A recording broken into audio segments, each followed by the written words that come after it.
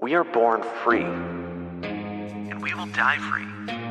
The time in between, though, that's complicated. In that time, governments, institutions, and our egos will limit our ability to find true freedom in this life. These are real stories of real people overcoming the odds, persevering in justice, and unlocking their potential. Welcome to Finding Freedom. Here's your host, John Oderman.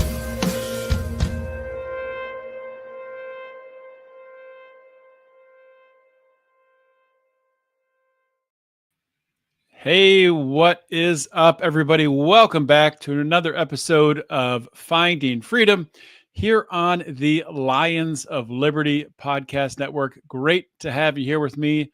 If you're watching live, it's on a Wednesday afternoon around 4:30 p.m. Eastern time. So great to have you. We are streaming on YouTube, Twitter, and Rumble as always.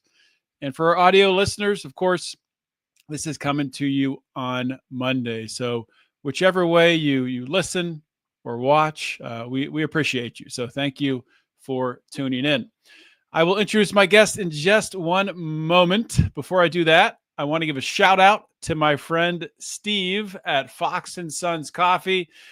This coffee has become my go-to coffee every single morning. Really enjoying the Den Blend Dark right now. I'm a dark roast guy, and it just hits the spot. Every morning, it's the same preparation for me. Grind the coffee, boil the water, goes into the French press, and it is just delicious. So if you want to try it yourself, you can go to foxandsons.com. That's Fox, the letter N, Sons.com, all one word, no spaces, and check it out for yourself. Okay, let's get into the show for today. You guys are really going to enjoy my guest. He's a returning guest as I bring him in here for our video audience, Mikkel Thorup. So I think Mikkel's been on the show 2, maybe 3 times, at least on my show. I know when Mark was with us, he was on several times as well, but Mikkel is the founder and director over at Expat Money, which is a private consulting firm that he started back in 2017. He also has a podcast, a very popular podcast called the Expat Money Show, which it's one of the longest running podcasts in the global investment and offshore living category. And as someone who's had a long running podcast, I know it is not easy to have a long running podcast. And also he's written several books. I think last time he was on, we talked about his expat guide to moving to Mexico, but he also has an Expat Secrets book, How to Pay Zero Taxes, Live Overseas, Make Piles of Money, which that's one of the best titles ever. He has one called Digital Nomad Visas and one about expat stories. So busy guy. Mikkel, welcome back to Finding Freedom. My pleasure. I'm happy to be here. Thanks so much for the excellent introduction. And yeah, it's good to catch up with you again and looking forward to today's conversation. For sure.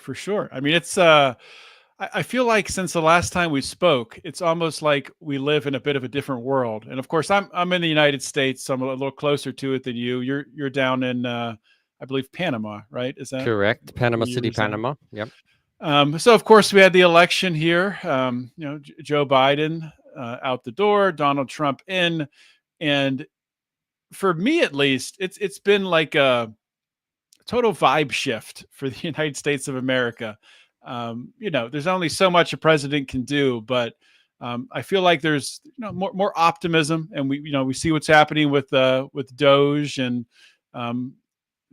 Elon Musk teasing that Ron Paul could be involved in a audit of the Federal Reserve. So first off, I just wanted to get your perspective, because I know that you have some libertarian leaning political leanings. So I wanted to get your perspective on the way things have played out here with the election.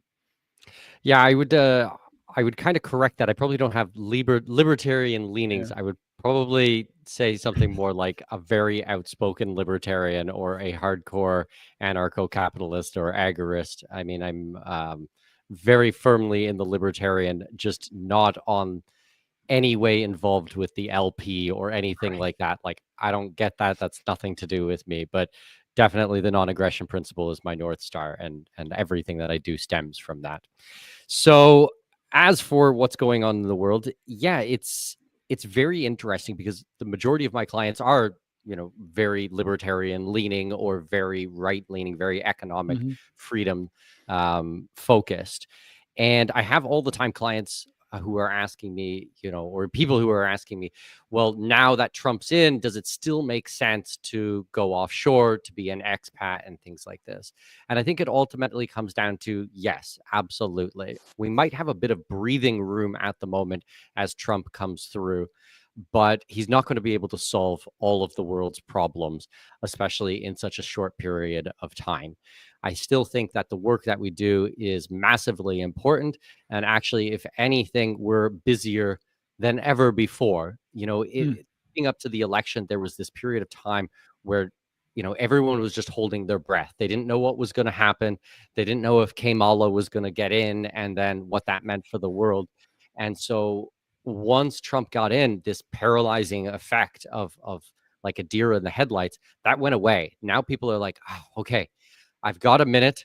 I can get this done. It's worth, putting in the effort and putting the money and time, energy, and effort into this. And that's what's happening. People are getting their plan B in place. People are moving overseas. We're assisting them with getting residencies, bank accounts, citizenships, foreign real estate, all of these things. So it's just as important. It just gives us a little bit of breathing room, but I think that the underlying problems are still there. Make sense? Oh, that does make sense. And I mean, that's kind of the way that I look at it as well. We have 4 years, hopefully, with a little bit of time to, depending on, people are at different parts of their life. If it's building up income now, or if it's, getting your investments together and exploring offshore investing, or exploring and, getting a second citizenship. Fully agree that this is a time, it's almost like things were going totally into dystopia and we got to hit the pause button. And it's like, all right, now you have a chance to really make a move here and do something that could protect you and your family. So I think you're 100% spot on there. I'm curious to get your perspective. You said you're getting, a lot of new business right now. Where is that coming from? Is that across the board? Are you seeing, more so skewed into toward people looking for that second passport? Is it people looking to offshore invest? What are you seeing? So still Canadians are heading for the door as fast as possible. What's going on in my home country is just as bad as ever. We still have a lot of Americans who are coming through as well. I'd say it's about 50-50 between Americans and Canadians. The odd Australian, New Zealand, Brit who is coming over. We're getting a little bit more interest from the Brits because their country has really gone down the toilet. They've canceled their non-habitual tax residency. So a lot of the wealthiest UK residents are leaving. Something like over 10,000 ultra high net worth individuals left their shores last year, and we expect that trend to continue. So there's a massive brain drain, massive capital flight from those countries. Another interesting question that I always get from people is, well, now that Trump's in, are you going to start helping people from the left, people who want to get out, and the Democrats and all of these people? And I was like, no, not at all.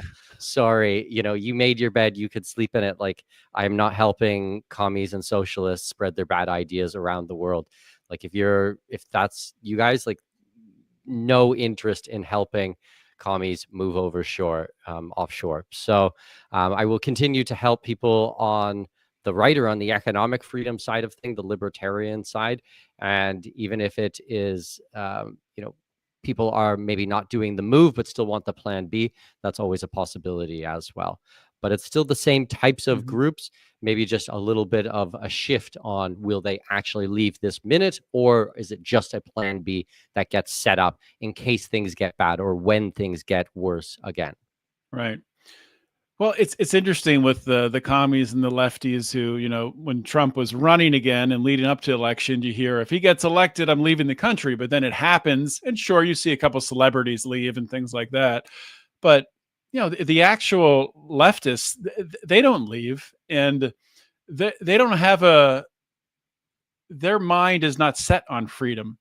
Their mind is set on controlling, and so they don't look for ways to maximize freedom. They look for ways to either manipulate and control other people. So they're looking, instead of looking to flee, they're looking, oh, what can we do to get control back of this government?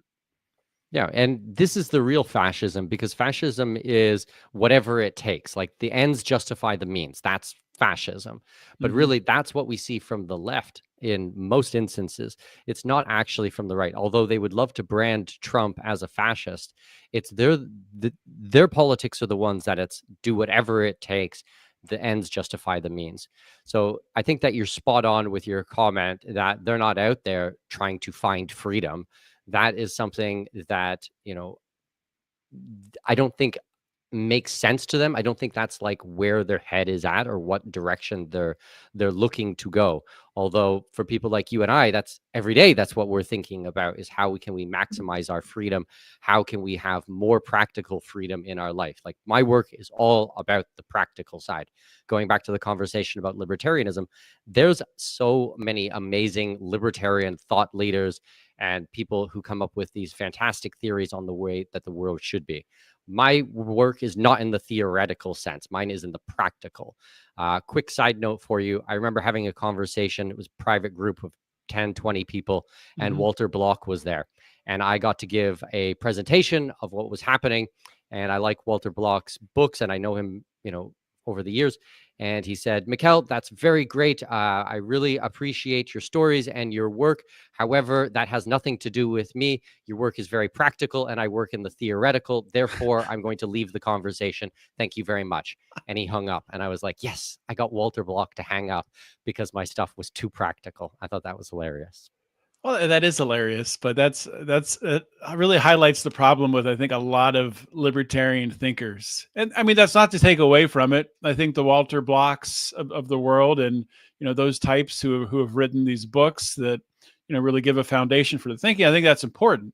But it's equally, if not more important, to have people like yourself that are putting it into action, that are giving people the practical formulas in order to find the outcome that they want, the outcome that they desire, which is freedom, which is very important.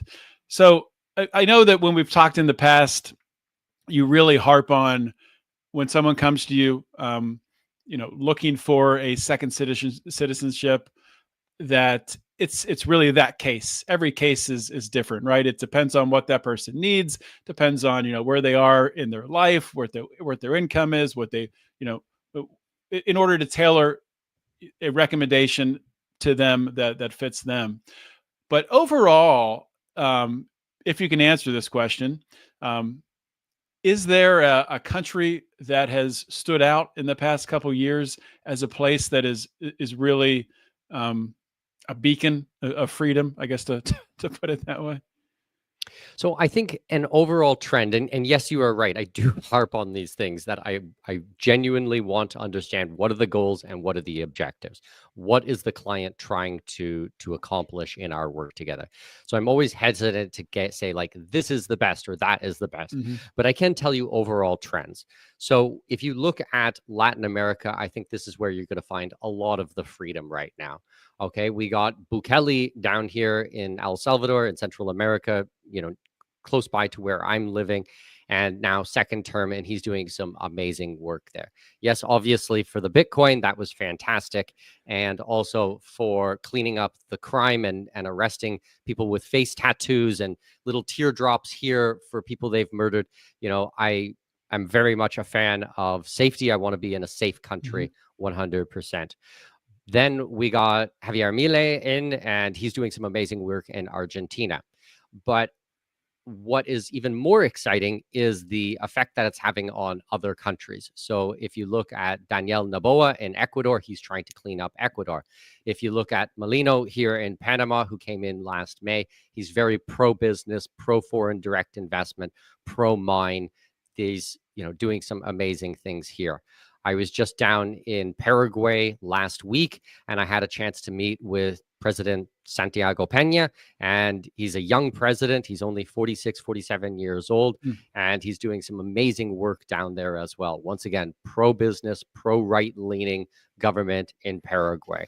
So you're seeing many countries in Latin America look at a country like El Salvador or now Argentina, and this rock star status that these people are having and being like, wow, their people are celebrating them for bringing in good economic ideas, for being pro-freedom and pro-business. And that's what they want as well.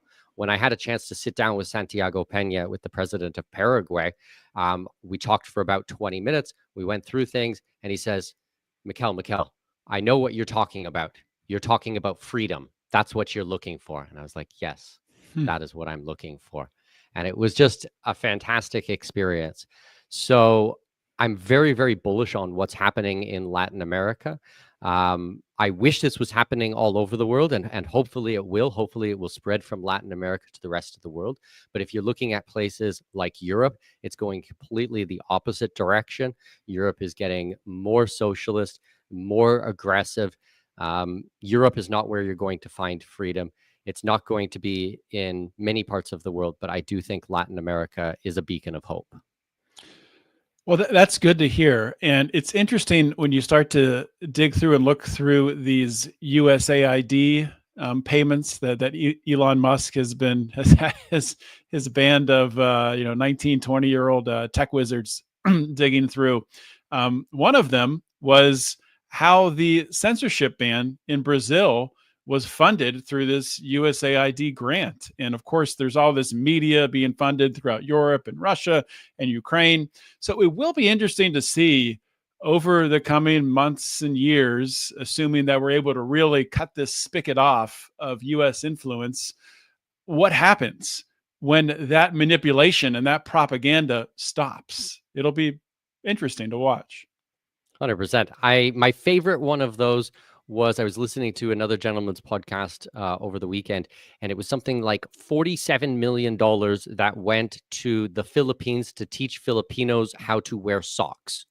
And it was like, that's where US taxpayer dollars are going. Teach Filipinos because they don't have good personal hygiene. Wow, that's just slightly insulting and condescending there. So we need to teach them how to wear socks. Like, absolutely ridiculous. So this is where taxpayer dollars are going. Obviously that, went to corruption and to something else. Who knows where exactly, whose pockets that went into, but probably to fund something that we wouldn't agree with. Yeah. So I was looking through your website prior to this interview, and I saw an article that you wrote recently on the Bahamas, and I really hadn't heard of the Bahamas as a place that really expats go to.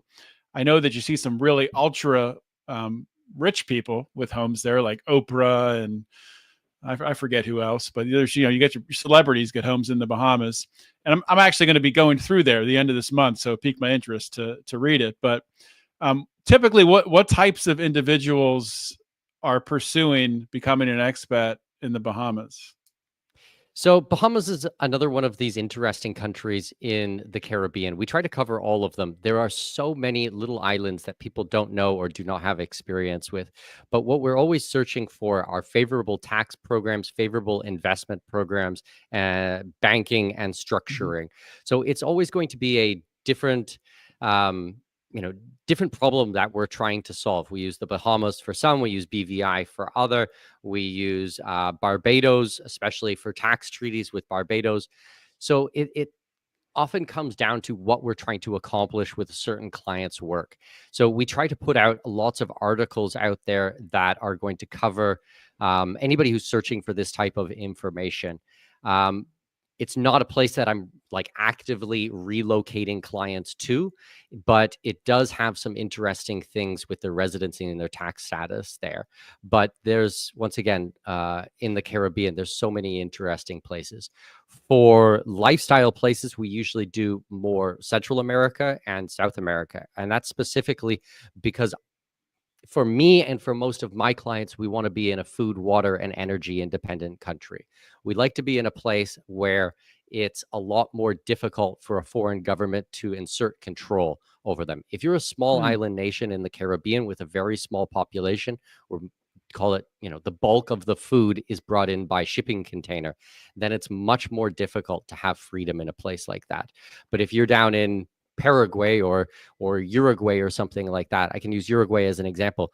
3.5 million people, and they produce enough food to feed over 40 million people a year. Like, Wow. it's really hard to tell Uruguay what to do. Food, water, and energy independent, those are really, really strong ideas to go get a hold of. Yeah, that's something I hadn't really thought about too much before, which I'm kind of ashamed I haven't. But yeah, of course, an island nation is much more vulnerable. Of course, from a standpoint of getting food, yeah, everything's got to be delivered. That's not grown on the island, so that's that makes sense. But But it that is doesn't interesting. take away from being able to use a country's tax structure or banking or corporate structures in your advantage. So usually what we want to do is stack a lot of our freedoms. So we might locate you in a Latino country, but use something in the Caribbean as a holdco or as the banking that will run payments through, and then bring the money onshore, so that I have to be very careful about how I phrase things, because you have a lot of American audience out there. Americans have to pay taxes on worldwide income. I'm not saying anything contrary to that. But with the rest of the world, there's some very good tax strategies that we can use some of these Caribbean countries for. Americans, a slightly different story. Yeah. The IRS is always listening. And they're extremely aggressive, and I am always very careful with the IRS and the Treasury Department and everything like this. Americans have to pay taxes on worldwide income, full stop. Yeah. So I understand that you have a conference coming up here in March in Panama, Wealth, Freedom, and Passports Conference. So can you talk a little bit about that conference and what you're expecting out of it? Absolutely. So March 14th and 15th, live in Panama City. We'll have about 200 people flying in for the event. You guys can get information if you go to expatmoney.com/conference. The VIP tickets are 100% sold out, but there's still some general admission tickets. They're selling very, very fast, so I don't expect them to be around for much, much longer. But we're really bringing in partners that I work with from all over the world. We've got my partners that I work with in Paraguay, Brazil, Colombia, from all over Panama. We've got some partners I work with in Costa Rica and in Mexico, and some people are going to be coming over from Europe as well. So this is really an action-oriented event. It's not just about education, although you will learn lots at the event. The idea is more the networking to actually meet the lawyers and accountants and bankers and property developers and people that you actually need in your network to make these things come true, to actually find freedom in your own life. So I've organized this event in a way where all the presentations are going to be very short, and then a lot of time for networking. So that's all day on the 14th. Then on the 15th, we're going to take people out to see some of the projects we've invested in. We have a beach community that we're working with. We're going to do a city tour. And then we have an off-grid community that I helped develop. It's about 100 homes out in the mountains, about an hour drive from Panama, fully off-grid community. The houses are being built right now. It's almost sold out project. So it's not one of these, oh, wouldn't it be nice or something if this existed? It's like, no, this is really happening, really being built. We've got mature fruit trees on site, like 200-year-old mango trees. We've planted a fruit forest, full solar, well water on site. We're over top of an aquifer. Amazing views of the Pacific. Actually, you guys can find out more information about that project at veritaspanama.com. veritaspanama.com. They've got all the home models up there as well. So we're going to go and see that on the 15th. And then the night of the 15th, we're going to be hosting my 42nd birthday party on a man-made island in downtown Panama City, just off the coast of Panama City. And we're going to have live band and open bar and tons of food. So your audience is very much welcome to join, and I promise to take very good care. And our mutual friend, Mark Clare, will be there as well. as well as his wife and Awesome. just a ton of really awesome people there. So you guys can get more information about that at expatmoney.com/conference. That's a really cool part about what you do is, you talked about it. It's not just education, it's community.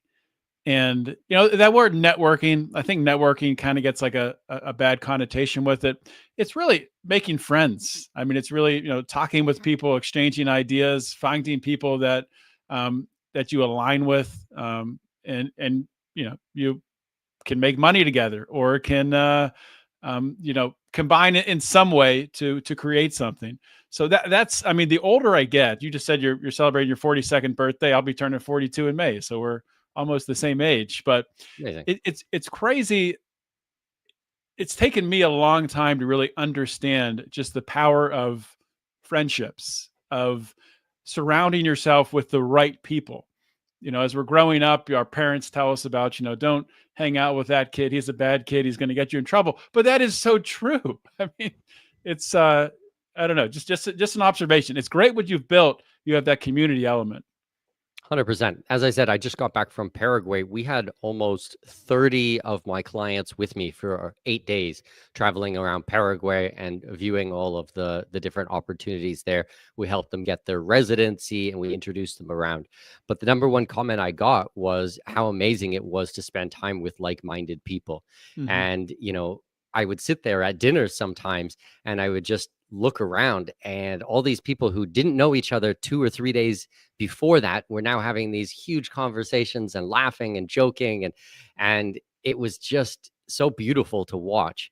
After the last couple of years and everything went completely digital and everyone was locked in their homes and stuff like that, don't get me wrong, I love my internet, and I'm super grateful to be able to talk to you today.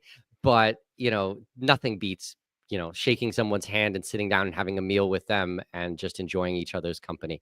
And if you have common ground and a shorthand of talking to each other, and I just think it's a beautiful thing. Yeah. So what else are you excited about now in 2025, looking forward over the next couple years? What gets you excited about the future?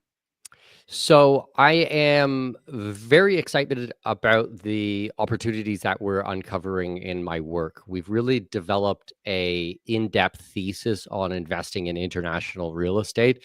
This is after helping, not just like a couple of clients, but hundreds of clients, possibly 1,000 clients to purchase real estate internationally. And my favorite thing to do now is, while I'm traveling, is go meet new developers and lawyers and accountants and like bankers and property developers and everybody, and really uncover and structure very, very exciting deals. I think that the stock market is completely overbought right now and very manipulated, and it makes me worried what's going on there. So about 18 months ago, I sold the last of my stock portfolio. I'm now 100% out of publicly traded companies, and I've been plowing everything into international real estate, agriculture, land, timber, anything tangible that is going to retain value. And the response that my network, that my community is having is just amazing. And once again, so we're all making money together, and we're doing it in an honest and ethical fashion where people have a lot more control over what they own. They have the ultimate power, the ultimate decision. And I think that's just fantastic. I want, us to have, I want my clients to have the power over these things, not, someone, in some random, I don't know, ETF or corporation. You have no idea really what's going on. You see all this woke stuff being rolled out with Fortune 500 companies. I think the whole thing's disgusting, to be honest. So the work that we're doing in the investment space, I think, is really, really cutting edge. And yeah, we're constantly coming up with new ideas and pushing the boundaries. And I mean, you guys can hear more about it on our website at expatmoney.com and sign up for the newsletter there. There's always cool things that we're coming out with. So I guess that's the number one thing that I'm like super pumped about going into 2025, is expanding this and constantly learning and bringing new projects to our community. That is exciting. And real estate, I mean, real estate is exciting, and doing it internationally. Where I mean, you're talking about the off-grid development that you were talking about before. What was it? Veritaspanama.com. Did I get that right? Correct. I'll put that in the show notes page as well. I'm definitely going to check that out. But for me now, like I transitioned from working in corporate America for 16 years, and now I'm doing real estate investing domestically. But I would like to expand that here in the coming years to do some offshore investing. So I'm sure I'll be speaking with you at some point. Just need to get some solid footing underneath me. But I totally agree that at least for people like us who, we are, freedom oriented to the core, and going and working in a corporate job again, it's just not something I can do. I feel physically ill if I look at a job listing. I can't do it. But being able to create things and work with other people, there is so much joy that really comes in that. 100%. And I think that it really does speak to a lot of the freedom-minded people, because, obviously the work that Ron Paul did was so influential when exposing the Federal Reserve and the shenanigans that go on there. Well, you can't just turn on a printing press and print more houses or print more apartments or anything like that. So putting your money into tangible assets, there's a lot to be said for that. And when doing it internationally, it's very interesting to build a portfolio out of international real estate projects. And the prices are drastically less. So we can actually take advantage of what we affectionately call as geo arbitrage. So using US dollars and then purchasing assets overseas for probably a quarter or a fifth of what it would cost you back in the States. So for example, we're picking up properties right now that might be a brand new construction, 1-bedroom apartment for $65,000 in a high demand, high growth area. So I would rather see someone sell, a home in the US that they've got, $1 million property and only $500,000 of equity, and take that money, pay off the mortgage, pay off the loan, and buy a dozen or half a dozen projects overseas and cash flow at, 9-10% or something like that. I think that's a lot more sound, opposed to having this variable rate mortgage hanging over your head. And then we have no idea what's going to happen and how LIBOR is going to affect interest rates and things like this. I think it's all too risky. But when you're buying, a beachfront property for $100,000 or a city condo for $60,000, $70,000, $80,000, you're paying all cash for it. It's brand new and it's under warranty if anything happens. And you've got property management on site and you're going to cash flow at, 8, 9, 10%.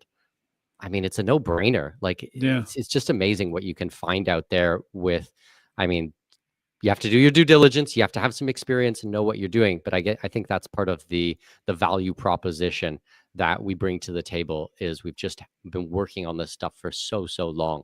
And then on the back end of all of this investment, we can pick up a second residency or a second citizenship and another passport. So being able to couple that together is just home run through and through. Mm-hmm. Yeah. I mean, that's when I had Mark on the show, it was probably 2 or 3 months ago. I think that sometimes people, they don't look at the whole picture, but like you just explained there, that how all these different things work together. The second passport, the offshore investing, protecting your wealth. I mean, holding your dollars in US dollars, it has to be one of the highest inflation rates of any currency. I'm not a currency trader, so I don't know, but it's gotta be up there. So every day that you're holding everything in US dollars, you're being devalued. But putting it in something tangible, like real estate, especially foreign real estate. I love the picture you paint, having a house on the beach. Sounds amazing. But yeah, it's a lot to think about, and hopefully, like we talked about at the beginning of the show, to tie everything together. Hopefully my audience is hearing this and, remembering that just, 5 or 6 short months ago, we were thinking that Kamala Harris could be potentially president of the United States, and the terrible draconian laws, and who knows what would come along with that. Everything would be woke and DEI. But we have a respite. We have a break. We hit the pause button here for a couple years. So now's the time to take action, right? So I want to encourage my audience to, at the very least, go over to expatmoney.com, read the articles there, check out the resources, listen to the podcast, and yeah. So Mikkel, anything else you want to plug or let my audience know before we go on our way? No, super happy to be here, and thanks for inviting me back. I really appreciate it, and it's just such important work that you're doing here, John.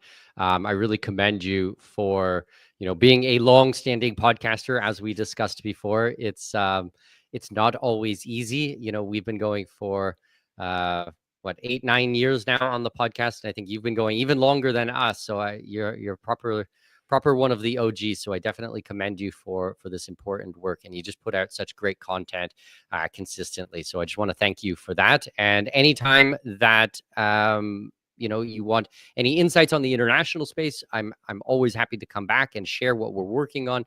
We can get into more depth on the real estate and the wealth protection. My main work focuses on the immigration, which we've talked about on previous podcasts, the real estate and the investment, the tax planning and the wealth structuring, and then obviously the lifestyle, which ties everything together. So very happy to share my knowledge. And for many of your audience who would like to learn more or get a hold of us, just head over to expatmoney.com, and we're here to help. Awesome. Mikkel, thank you so much for coming on the show. Pleasure's all mine. Thanks, John. All right. Well, that is a wrap for my interview with Mikkel Thorup today. Check out expatmoney.com. And I will have links on the show notes page for everything that we talked about, because we talked about a lot. So you can find it all there. If you guys like this show, and if you're still listening now, I'm going to guess that you do. You might want to consider becoming a supporter, which you can do by going to Patreon or to Locals, searching Lions of Liberty, and checking out what we have there. We do have some bonus shows that we do. Brian and I are going to be recording an episode of our Secrets, Lies, and Cover-Ups show, where we'll be looking into the conspiracy that Justin Trudeau is Fidel Castro's son. Not that I'm saying I believe it, but it's fun to talk about these things. And of course, we have other bonus content. Brian has his morning rants and lots of other fun stuff over there. So check us out, Patreon or Locals. With that being said, guys, that is all I have for today. I will see you all next week with another awesome interview. In the meantime, always remember to keep your head up and the fires of liberty burning.